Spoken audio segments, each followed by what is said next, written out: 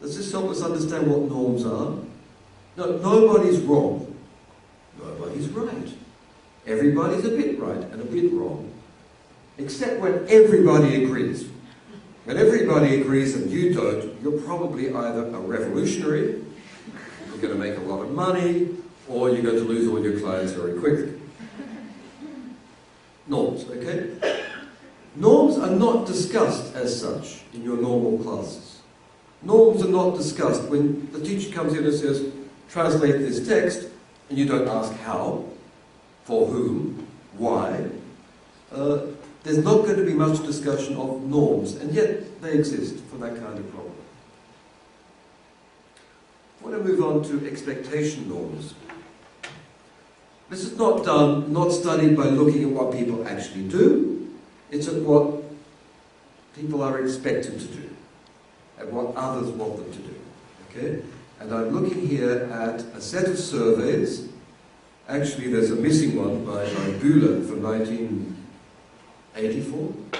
94. Anyway, I've just got 3 surveys of interpreters. So interpreters, this one is for you.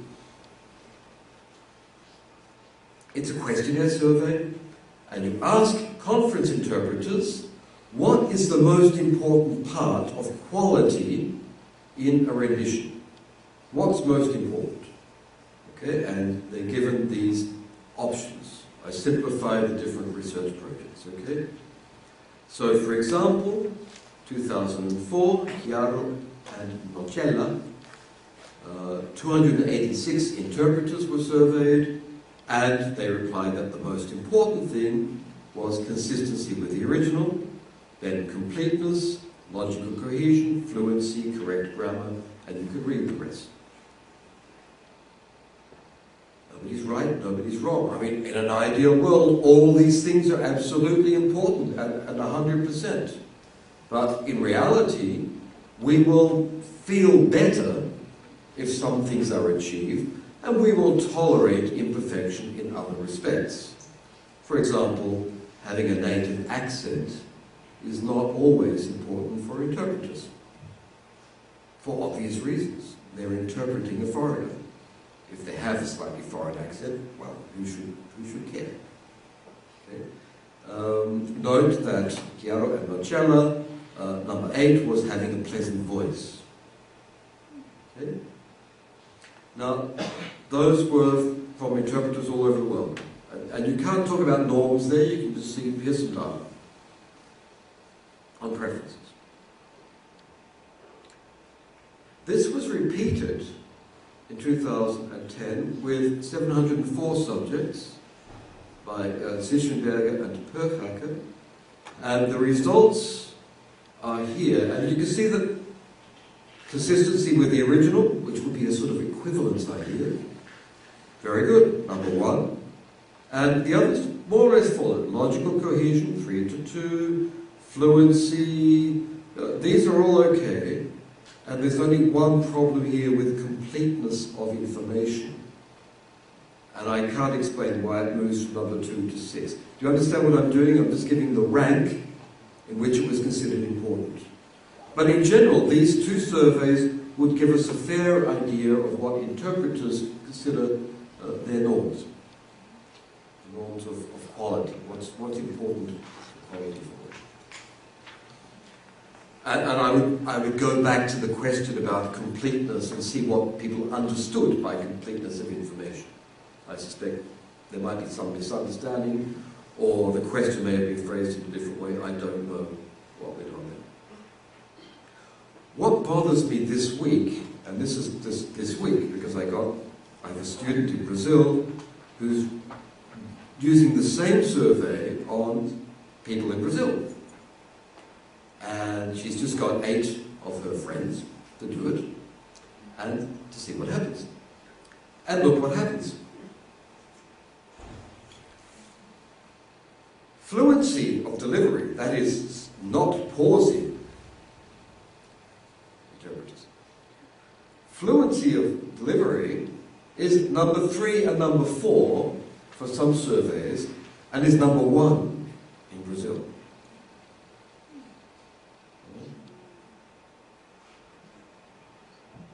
Consistency, which was number 1 in the other surveys, that is an equivalence type relationship, is down to number 4.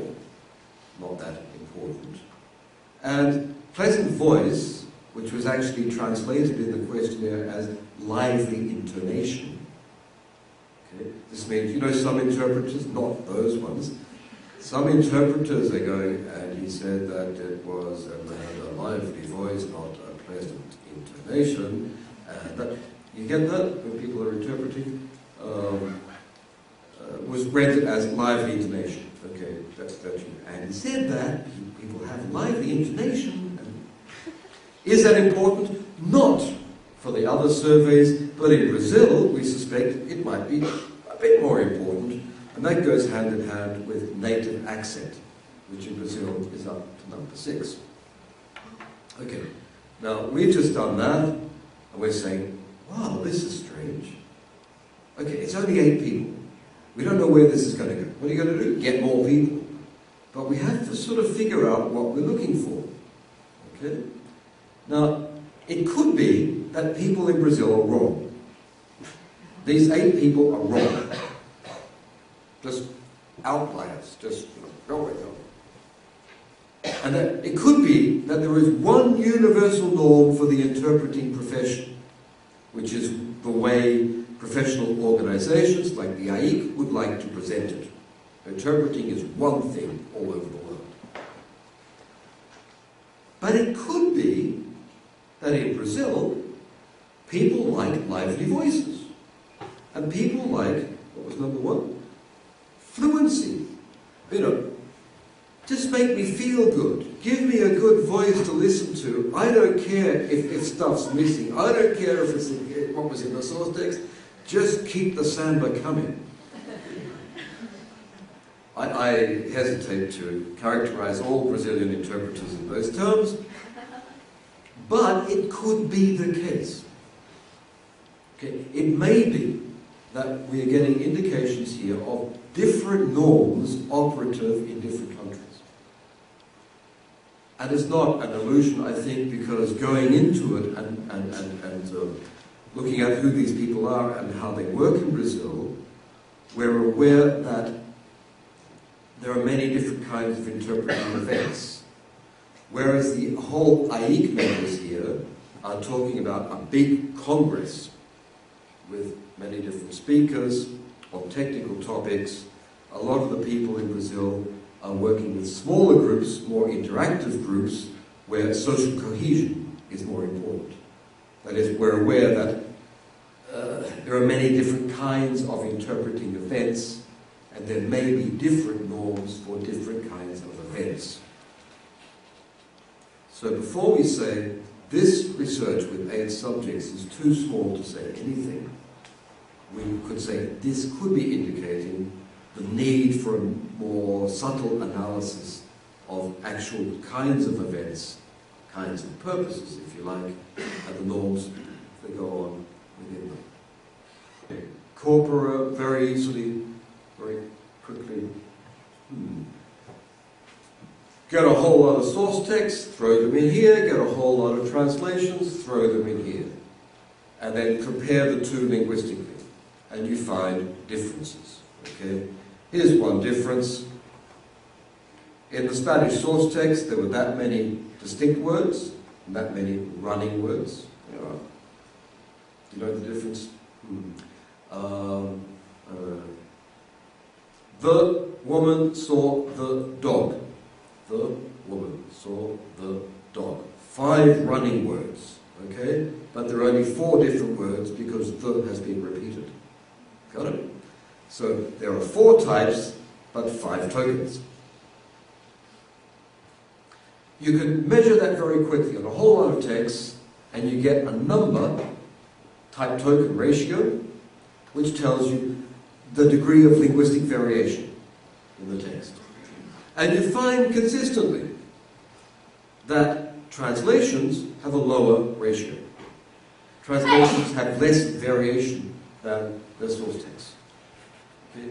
And it's not a law, it doesn't have to be true for all texts. It's just something we find in many, many different genres and many, many different acts of translations. that translators use fewer different words. A norm, you don't really know. Some propose it's more than a norm. I'll come to that in a minute. It's been proposed that there are some features that are perhaps universals of translation. Things that happen in language simply because we are translating, and we're not aware of them. If you like, there are norms, but we're not penalized for them because we're not particularly aware of them. They tell us something about the psychology of translators. These universals were formulated by the Tel Aviv school in the late 1980s. They have been studied in other terms and by other people since then. One is the one we've just seen, lexical simplification. Translators tend to simplify language, use fewer different terms. At the same time, translators tend to explicate. Explicate doesn't mean explain. Explicate means you become more redundant. Consider this. In English I can say, the woman that I saw. Try to be non-sexist. The woman who I saw. The man, I can't be non-sexist. The dog that I saw. Okay? I can say that, right? Or I can say, the dog I saw. The connector, that, is optional. It can be in or out. Translators tend to put it in. They tend to put it in. I don't know about interpreters. I would like to study that for interpreters. It hasn't been studied. But translators tend to produce texts that are more explicit. If the source text doesn't have the connector, the target text probably will. If the source text doesn't tell us anything about eaten, the target text probably does. People want to make implicit information explicit to help the reader. Of more interest perhaps is this one, unique items hypothesis. All languages have words or structures that are peculiar to those languages. Okay? Or at least are found only in that language and not in the source language. Alright, some examples. One that I love. If you don't speak Catalan, please learn it. It's a really great language. Do you know why? It has, all Romance languages at least have problems with the past tense. Okay, you don't know if it's a distant past, perfect, imperfect, etc. Catalan, no problem. You use the auxiliary to go with infinitive, and that covers the whole past, any kind of past. Right? Vaig anar, I went, or I have gone, or I've been, doesn't matter. Vaig anar. Right? Beautiful, beautiful structure. Doesn't appear in any other language that I know of. It's a unique item. Alright? Other ones. In English, we have this peculiar verb tense. To be past participle. They are to be married. You are to be here on time. That's a sort of imperative, but they are to be married.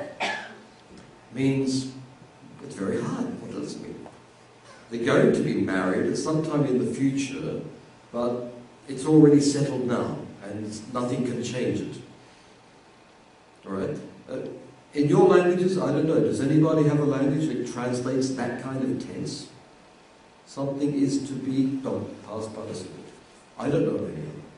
Okay. Anyway, the research is actually done here on Scandinavian languages. German has these wonderful participles, doch, noch, that don't really show, which don't really do anything. They just add sort of weight and values, but the other languages don't.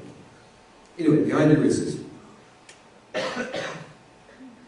When translators translate into a language, they don't use those terms.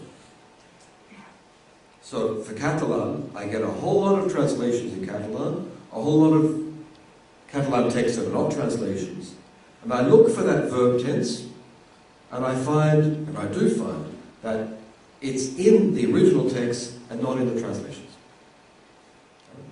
And you can do the same for the other things I mentioned. That unique items items in the target language that are unique or in that language but not in the source tend not to be used by translators. Why? Because they're following the source. That's simply why. And I'll mention a last one here, because it is germane to the topic that most interests me. Formulated by Miriam Schlesinger in the late 1980s, in her master's thesis actually, The Equalizing Universal. Miriam Schlesinger looked at interpreters working in a whole range of different situations, and she noticed that there are signs of all these other universals happening, or tendencies happening, but the one that predominated was this. When the incoming speech was very written, a judge reading out the sentence, the interpreter made it more spoken, gave oral features, well, because they were talking. Okay? And at the same time, when the incoming language was very spoken, when the speaker comes up and says, well, it's good to see you today. I really don't have much to say, but you're great, yeah? Microphone's not working. All the things in spoken language that are hesitations, repetitions, redundancy, things you say to keep people awake on a Friday afternoon at almost 5 o'clock. All those, that oral culture, the interpreters leave them out. And it's true, interpreters leave out all the redundancies, hesitations, repetitions. And you don't even talk about it, it's just a norm, people do it. She said, well, the idea is this: when you're translating or interpreting, you leave off the extremes. You leave off the extremes of orality and writtenness, and you head towards the safe middle path. Not too written, not too formal, not too spoken, not too raggedy around the edges. I like that. I like that idea. It seems to work for interpreting and for translation. In fact, it also has to do with the explicitation. Because remember the example I gave you of, what was it, the dog I was saying? The dog that I saw, and the dog I saw. Well, it turns out that if you get a corpus of spoken English, and you compare it with a corpus of written English, the elimination of that is a spoken phenomenon. It indicates orality. And that if translators don't follow it, they are in fact opting for a more written solution, moving towards what could be the middle ground. So that equalizing hypothesis might, just might, be able to channel the categories of orality and writtenness back onto the other features. The lesson for us is that descriptive translation studies, this kind of research, could be of interest, I hope, to practitioners. To this, in the sense it holds up a little mirror and saying, look at what we've seen you do. Did you know you're doing these things? Have you ever thought about why you're doing these things? Would you like to change what you're doing? Okay? It could be of use in your training, I hope. Some of my translations went into the corpus at Manchester, at University of Manchester. They have a translated English corpus. They have translations in English and non-translations. And they compare the two and test these kinds of universals. And as soon as I saw the explicitation universal, the one about that, as soon as I saw it published, since that day, I have never put in connected that in any of my translations. I've used the research to make my translations more oral and contradict the proposed universal, showing it's not universal. No, it shows that there are norms there, and it's useful, I think, to show people what happens. These are norms, they're not rules, they're not laws. You can break them if you want to, and you want to do something else with your translations or with your renditions.